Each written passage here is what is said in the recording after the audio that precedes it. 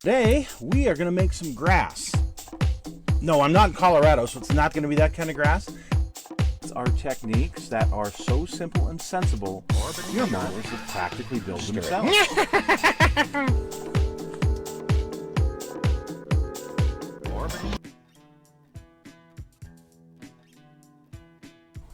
Hello folks, it's Mad Dog Merv. Well, today I am finishing up one of the projects that I've been wanting to do for many years. And, well, you see, I love Mercury Cougars, 67 and 68, particularly. And I've been wanting a model of one for many, many years. But unfortunately, there just hasn't been anything out on the market. There was a kit released back in the day, but wasn't really re-released except for as a funny car. And it wasn't accurate, and it didn't have an interior. So today I found one on eBay, and we're going to go over what I've done, how I made it into something that very similar to what I used to own, and some other things I did with it. So stick with us, folks, and we're going to look at Mad Dog Merv's model of the 67 Mercury Cougar. So this was one of those AMT annual kits. They came out with one in 67, and then one in 68, and then one in 69.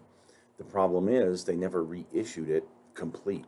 So they're very rare, they're hard to come by, and they're extremely expensive when you find one. Usually around $150 to $200 when you find a complete kit. Well, I found one on eBay just right before my birthday. It was already built up and painted. I think I paid about $95 with shipping for it, so I felt it was a pretty good deal. And you know what? I don't have a problem with something that's already built because I can tear it apart and I can completely do what I need to do. So I saved a few bucks because I'm a tightwad. So right before my birthday, I got this. Treated myself to a birthday present. Now, here's a couple of issues. The 67, first of all, had different seats and different interior tub than the 68 kit and the 69 kit. So there's a few things that are different. The body's a little bit different.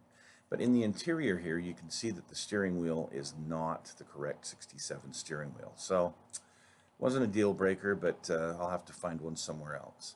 And you can see the way this gentleman had painted it. It was a nice, beautiful black and shiny, but it had waves in it. And well, you can see the rear bumper. It just looks toyish. Same with the front. It doesn't look bad, but it's not great. And so for me, this just wasn't going to cut it. This paint had to be sanded down. I wasn't going to remove it all the way. I was just going to smooth it up really, really good and then go from there. So you look at this angle here, and maybe you can see some of the waves there on the hood. But anyway, it had these rims from the original kit and these tires from the original kit, and yeah, I wasn't going to use all this. I have something completely different in mind. So we're going to deconstruct this thing. Look underneath here. It's got a Jaguar rear end with some, looks like,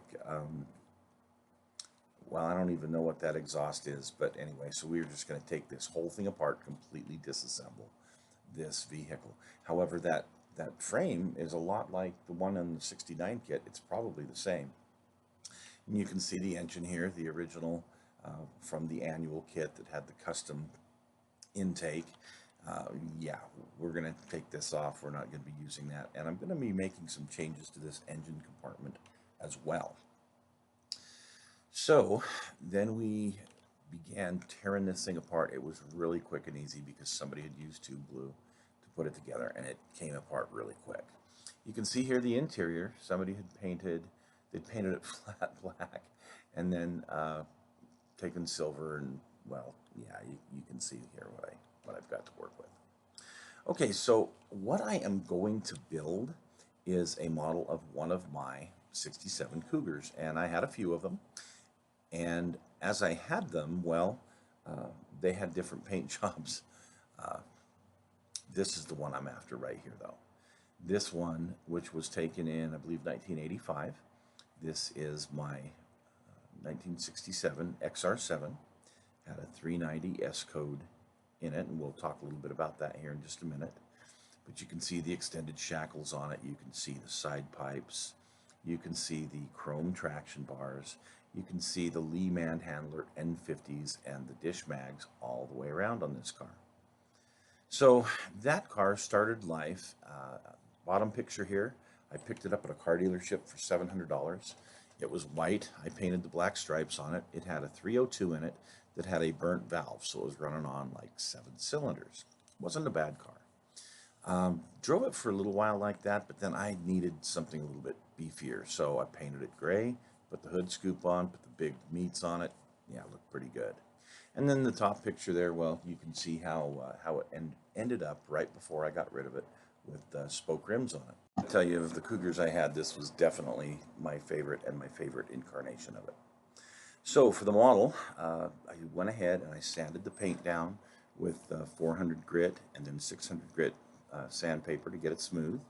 I sprayed it with my 2X primer. Then I mixed up a batch of this Blue Angel Blue by Model Master that I have, and I had to mix some gloss black in it so I could try to get the correct midnight blue that I had on this car. Keep in mind that the car was painted by Earl Scheib, and so trying to match that color was going to be really difficult. But you'll see the results here in a minute, and you'll have to judge for yourself how close I came to the color. So here it is. I've given it its first coat of that midnight blue, just a light misting of it. Took my polishing pad, went over it, made sure that I got any boogers out, made sure this thing was nice and smooth before I went to the next coat. next coat. And with that, just a nice, again, light dusting, and making sure that when I used the polishing pad, it was like a 1200 polishing pad, that I had everything smooth, everything the way I wanted it, so that my color coats would go on, hopefully without any problems at all. And here we go. There's our color coat. Nice gloss shine to it. I'm not going to gloss coat it or anything like that. I think it looks good just the way it is. I might wax it up a little bit, but that's just about it. One of the reasons I wanted a full kit is I wanted to resin cast a bunch of the parts, particularly the 67 interior. I'd like to find me a 68 as well and resin cast the 68 parts just for the 68. So I have a 68 body, I have a 67 body. I'm going to do those later, probably with the help of my friends at Kit Links, but you can see I've got interior tub mold there and my other molds. And here is how the interior tubs turned out. Pretty good. I've got one primed and the other one already painted black, and not too bad. Similar to the 69 tub, but definitely different enough and unique to the 1967 kit. So I do have some of those. And the seats, well, the seats are just, to me, awful. But they are what came in this kit. And I've went ahead and casted those. I've done a little bit of cleanup around the bottom of them because they were connected to the console, and the console I wanted to do completely separate. Yeah, these were molded to the console. Can you believe that? Anyway, here's the grill. And I did two versions of the grill, one without the centerpiece, and I molded that separately, or I did it all together with the centerpiece in there. So I have both versions of that, and you can see how this turned out. Not too bad. I also have a dashboard, and it turned out great. You can see the center console there, and you can see, well, this is a 68 seat that I have, but the dashboard, yeah, I think I'm going to redo a dashboard that's a little more correct, but this is the kit dashboard, and it actually turned out okay. So eventually I'm going to do a 68, and I got this seat out of a 68 Cougar. It's got, or Cougar Mustang. It's got the correct pattern on it that'll work for the Cougar. So I went ahead and made this little mold here in a little cup for a 68 Cougar front seat. I did not cast the chassis pan because, well, the 69 chassis is exactly the same as these. So the engine in the real car was a 390S code originally. Somebody had taken that out, put a 302 in it, ran that for a while. But I came across a friend of mine had 67 Mustang GTA. They were parting out, so I got the engine and transmission out of it. The valve covers are different. They do not say powered by Ford on them. That's kind of interesting. And here is the kit. I went ahead and I modified my engine compartment just a little bit with some parts from the 67 Mustang kit. To do this properly, I should do the whole thing, but at this time, I just did not do that. And of course, I need to wire it still. So here we go with the final piece. I sure wish I could have found some more accurate Lee Manhandler and 5015s, but you know, there you go. Similar angle. They look very similar. Of course, I don't have the XR7 on the pillar.